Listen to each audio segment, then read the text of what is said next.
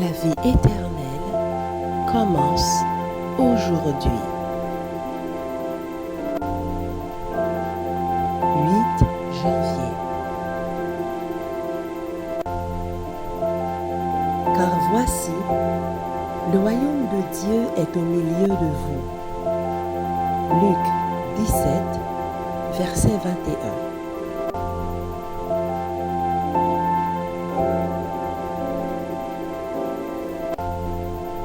Jésus vivait sous un gouvernement corrompu et tyrannique.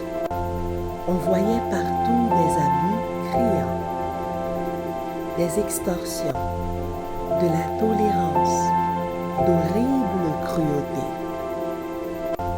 Cependant, le Sauveur ne tenta aucune réforme politique. Il n'attaqua pas les abus nationaux. Il ne condamna pas les ennemis de sa nation. Il ne s'agira pas dans les affaires de l'autorité et de l'administration du pouvoir en exercice. Celui qui est notre modèle se tint à l'écart des gouvernements terrestres. Non qu'il fût indifférent aux maux des hommes, mais parce que le remède ne résidait pas uniquement dans des mesures humaines et extérieures. Pour réussir, il convient d'atteindre les individus et de régénérer les cœurs.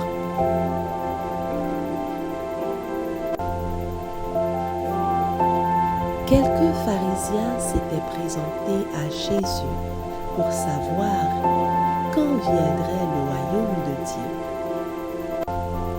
Plus de 3 années s'étaient écoulées depuis le moment où Jean-Baptiste avait proclamé ce message avec une voix de trompette dans tout le pays.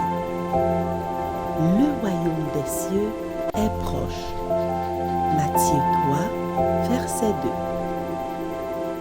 Or, ces pharisiens ne voyaient encore rien qui indiquât l'établissement du royaume.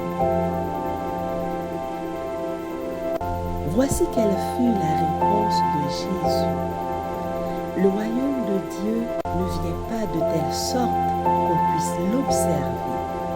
On ne dira pas: voyez, il est ici ou il est là. Car, voyez, le royaume de Dieu est au-dedans de vous. Le royaume de Dieu commence dans le cœur.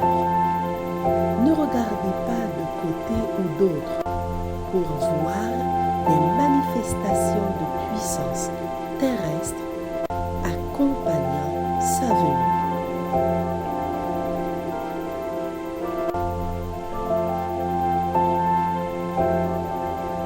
Les œuvres du Christ révélaient non seulement sa messianité, mais elles montraient aussi de quelle manière son royaume allait être établi.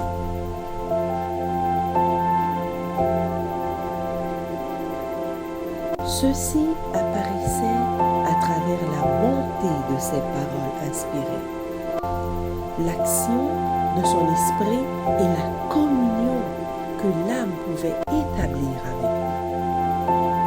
La nature humaine amenée jusqu'à la perfection du caractère du Christ est la manifestation la plus éclatante de la puissance de son œuvre. Lorsque Dieu a donné son Fils à notre monde, il dotait les êtres humains de richesses impérissables, infiniment supérieures à celles amassées par les hommes depuis le commencement du monde. Le Christ vint sur la terre et manifesta devant les enfants des hommes l'amour éternel. C'est ce trésor que, grâce à nos relations avec lui, nous pouvons recevoir pour le révéler et le partager. Amen. Puissance de la grâce.